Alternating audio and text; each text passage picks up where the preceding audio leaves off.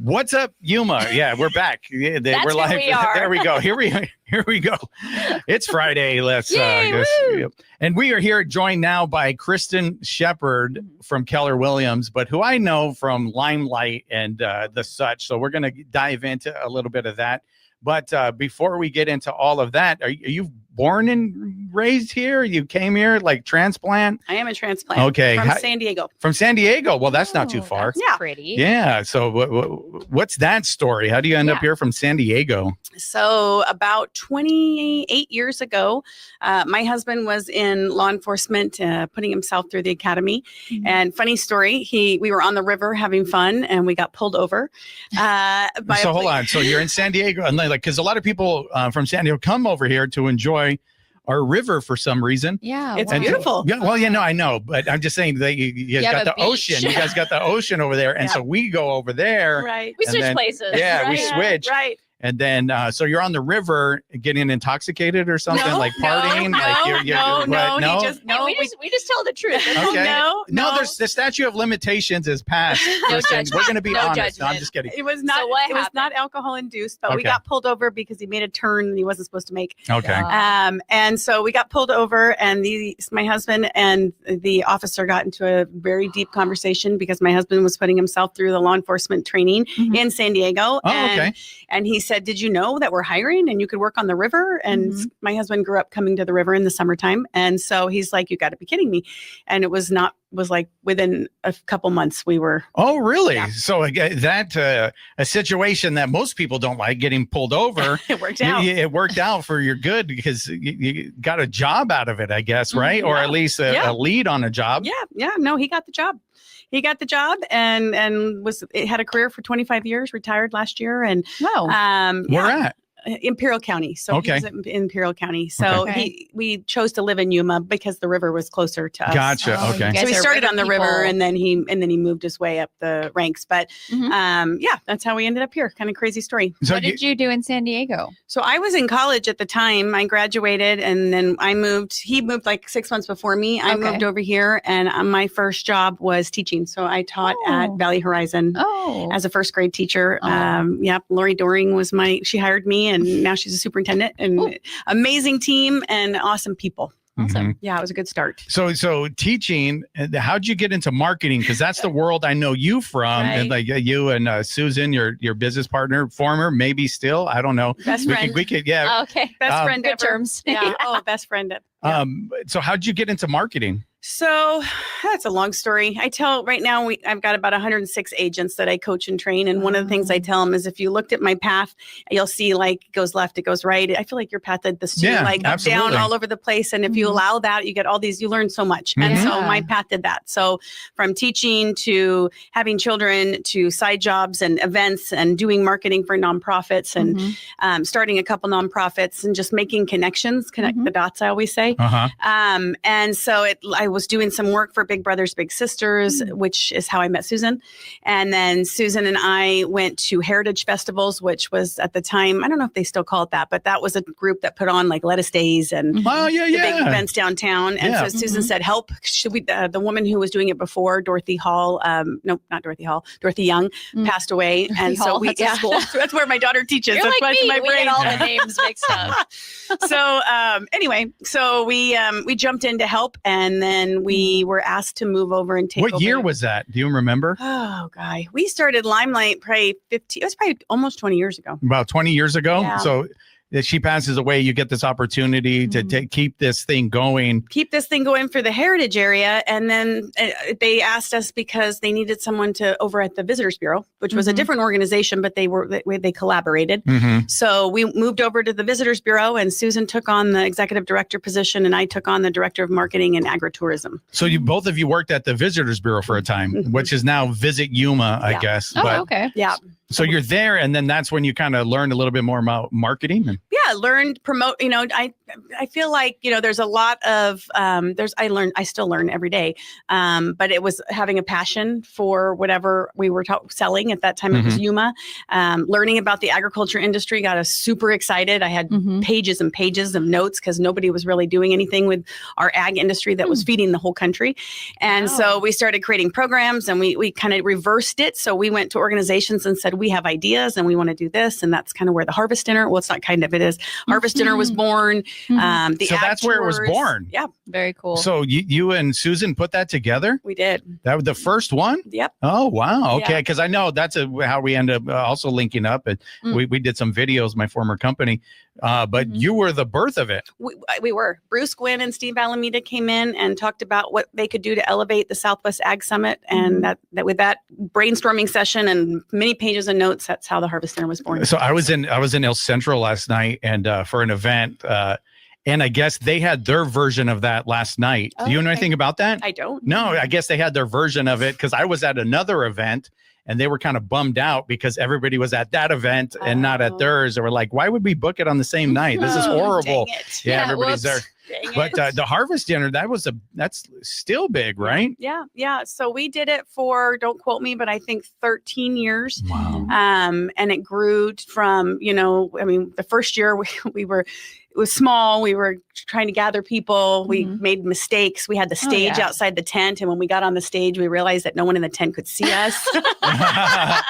We couldn't get the screen in the tent. So we had to have everybody come up on the grass to watch the movie. We learned so much. Sure. But then, after about 13 years, give or take, we were tired. It was time to pass the hat and get fresh blood in there. And it's an amazing committee and still super supportive of all their efforts. And we love the ag industry. So do you remember how many people at the first one at all? I would say we were somewhere in the vicinity of maybe 150 to maybe 200, and it maxed out for us at about 1,500. 1,500. Wow, Yeah. that's tremendous growth right there. For the first one, that's a lot. And with the probably the last 7 years, you couldn't get in. So it was because you had first right of refusal. We could have grown it to 10,000, I think, but there just wasn't space. Yeah, not enough space. So you said that you saw like nobody is taking advantage or putting on a pedestal or highlighting ag in the place that feeds the world, right? The ag so capital. you were like,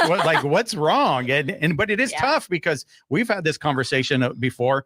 And I've tried to approach ag people or people in the industry, and it's like, hey, I want to help you promote your stuff. And you're like, why? They're like, why? Yeah. Like, why? I don't need, I'm doing it. Right. But it's like definitely establishing relationships and going in and like, well, this is why, and this is what we need to do. So you did all of that. We tried. That was our goal. We had the same approach when we got so excited and we had all those notes and we went to the companies. We've had this conversation. Yeah. We got pushback for sure. We had a couple people like Vic Smith, who from JV, who was super like he was ready to go, which was awesome. Robbie Barkley. There was just several of them that were really supportive, which really helped us. Steve Alameda, Bruce Gwynn, the Yuma Fresh Vegetable Association board in its entirety. But we got pushback, and I think there's a lot of reasons. But one is that our agriculture industry in Yuma, they're so humble, and they're in the field. They're the growers. They're the boots on the ground. They're super intelligent, but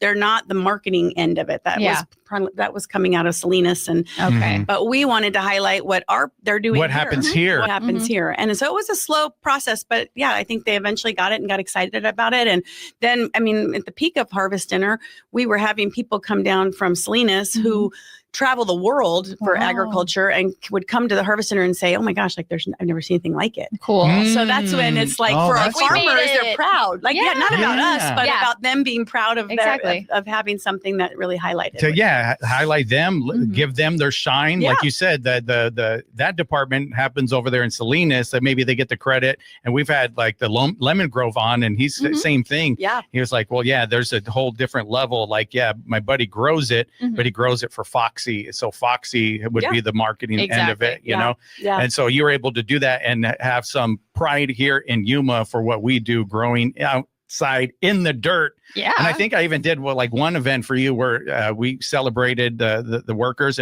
Maybe you were, I don't know if Labor of Love. Yeah.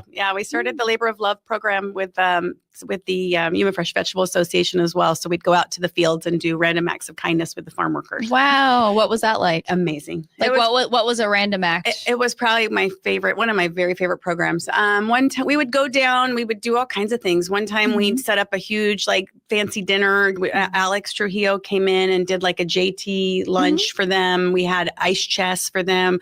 We had camping chairs for them. One time we went down to JV and they were working and we called them over, obviously with permission from their supervisors. We called them over and we said, you guys got to get in the bus. And they were so confused. And then we took them to Target and they went on a shopping spree. Wow. Oh, cool. That was so fun. And these are the people actually in the field working. Yeah. This is the labor of love for them. And it gave me a whole different view and a respect for everything they do. Yeah. I'm out there. I was setting up a sound or video equipment and in the dirt, in the mud. This is bad. Yeah. So it's this is what they do. Yeah. So it's this is where they live. And you showed up to that place and said, we love you and we care about you. Sweet. Yeah, and it was always so well received. We were so blessed. The Yuma Fresh Vegetable Association really was they were the reason why we were allowed to do those things. We would come with ideas and they'd be so supportive and it was great. It was a great time. That's all right. beautiful. Well, we're going to take a quick break and we're going to come back with more and figure out how you end up at Keller Williams after all of this. We're going to do that after a short break. You're listening to What's Up Yuma Radio right here on 94.7 KOFA Border Radio. What's up, Yuma? Welcome back to What's Up Yuma Radio. We are here talking to Kristan Sheppeard and all this experience in marketing we're talking about. How do you end up in real estate? Did they recruit you? They were like, we need her. Is that how it happened? Or did you want to get into real estate? Or it started with, I like to do new things. That's, I think, part why the path goes like that. And so I had thought, well, I could get my real estate license and do it on the side. Gotcha. I had a couple kids at that time that were going to be getting ready to go to college. And so I thought offset some of that expense, but mostly because I just like to learn something new. And so I went to real estate school and got my license. And I thought, I'm just going to do this part-time on the side. Was that hard to get your license or did you find it easy? It is not an easy test. Okay. It is difficult. Yeah. I now in the position that I'm in, I know it was, last time I heard it's about a 56% pass rate. Wow. So it's not easy. It's a lot of memorization. Yeah. It's a lot of memorization and it's important information, but it's definitely not teaching you how to build a real estate business, but it's vocabulary and terms and liability and legality and all that stuff. So, I had 1,000 note cards and I studied. In fact, I was in the class with my 1,000 note cards sitting next to a really sweet younger girl who was probably in college. And she's like, I knew she wanted to talk to me. And she finally leaned over and because I'm writing away and she's like, Mrs. Sheppeard, have you ever heard of Quizlet? I love Quizlet. All online. I hadn't heard of Quizlet, but it's all online. Now I know Quizlet. It's basically what you were doing. It is, but I online. don't know if it would work for me because I memorized by writing. Exactly. It's how I cement it in my brain. Anyway, you passed. I did. Yeah. I did. So I did that for 2 years, just on the side. Limelight's still active because Limelight it was all our ag stuff, but we had other clients as well. I still have Limelight actually today. Really? I kept one client. But yeah, so I did that for a couple years and then I was approached. You were approached by Connie Sims. Yeah. Connie Sims at Keller Williams had reached out and just asked if I would be interested in having a conversation. And really at that time, I loved Connie. But I wasn't really looking for a job. I'd had so much flexibility in what I had done before that I wasn't sure, but I went and met with her and went through what they call the career visioning, or we call the career visioning process, which it's about a 5-meeting process. And you're doing a motivational interview and a life story interview and you're crying and it's deep and you're learning and I was like, who is this company that wants to learn so much about me and wants to know if not only do they want to know if I'm going to be a good fit, but they want to know if I'm going to even like it. They care to know that I'm going to like it.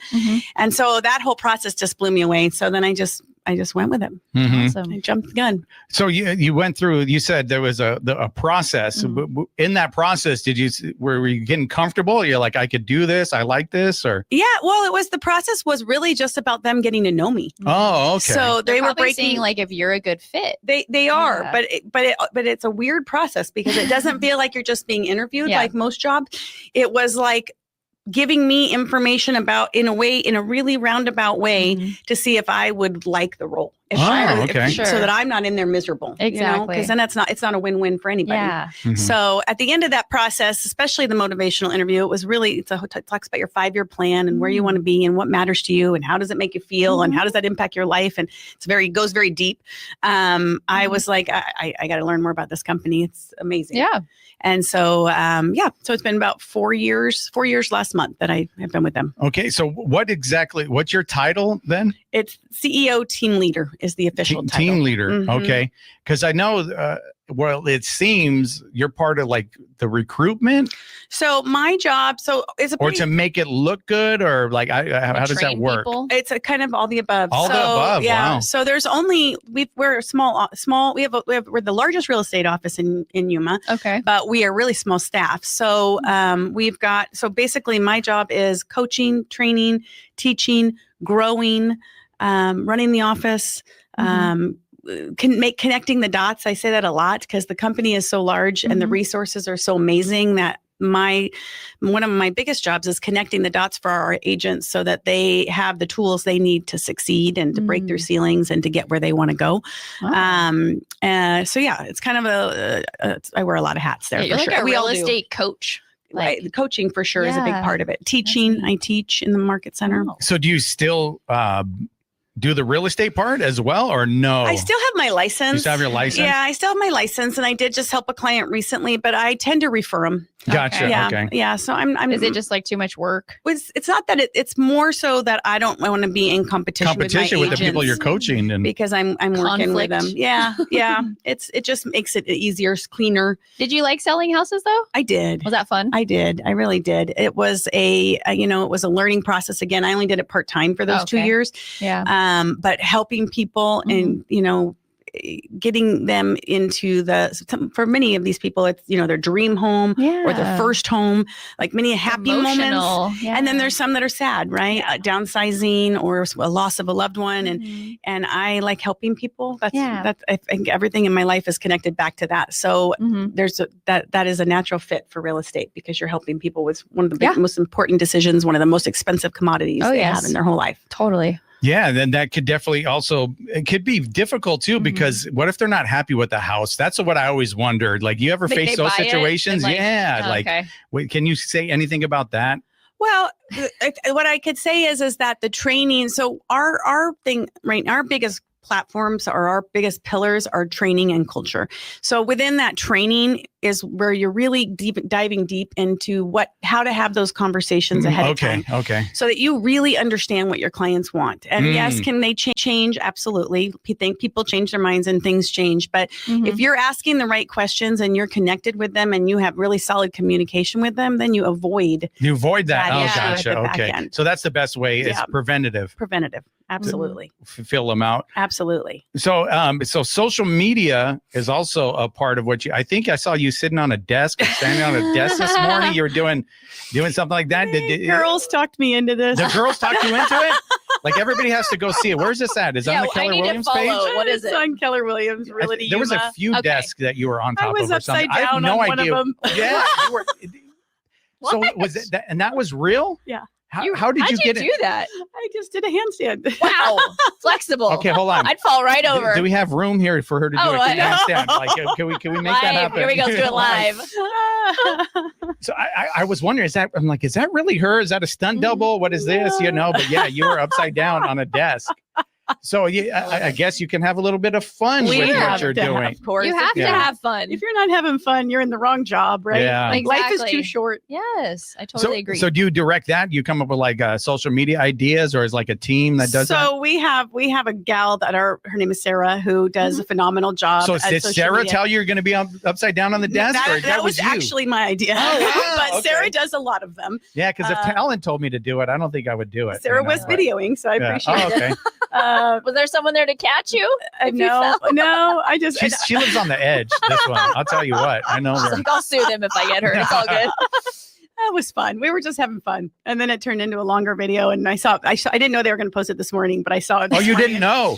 I knew they'd probably post it, Sure. but I didn't know when. Yeah. And I was like, "Oh, we'll see how this goes." Oh, Because I cool. ended I with can't the wait to monkey go noise. watch it. Did you hear? Yeah. The monkey? Yeah. Oh, The monkey noise is okay. like that's like all the kids in our office, all the agents' kids in our office, when they come in, they want to hear the monkey noise. And so Can we hear it? Well, of course we can. You really want to hear it? Yes. I won 4 tickets to Universal Studios with my Really? monkey noise. It must be okay. Let's hear. Okay, let me try.